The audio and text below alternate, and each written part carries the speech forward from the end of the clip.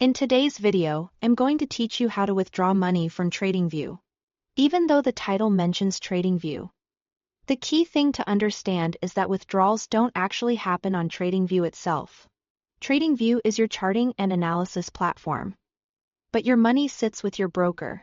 So the entire withdrawal happens through your broker's website or mobile app.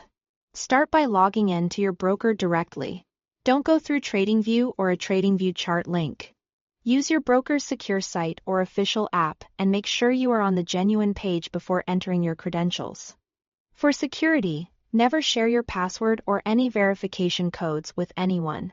Once you are in, look for the area that manages cash. Depending on the broker, it might be called Funds Management, Account, Wallet, or something similar. This section is where you can see your available balance, transfers, and transaction history.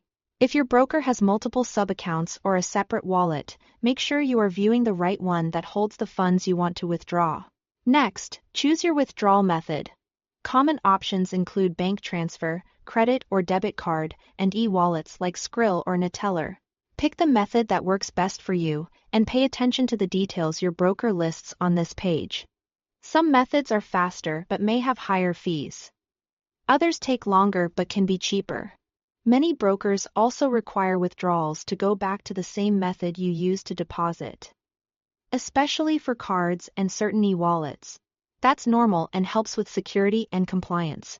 Now, move the funds from your trading account into your wallet if your broker uses that structure, then submit the withdrawal request. Enter the amount, confirm the currency, and double-check that you are not exceeding your available balance. If you see a lower available amount than expected, you might have open positions, pending orders, or unsettled funds tying up part of your balance. Your broker's interface will usually show what's available for withdrawal right on the screen. Finally, verify the request.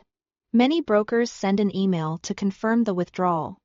Others might prompt you for a code in their app or via SMS. Follow the instructions, approve the request, and you are done. You can usually track the status in your transaction history. Processing times vary by method and region, and weekends or holidays can add delays.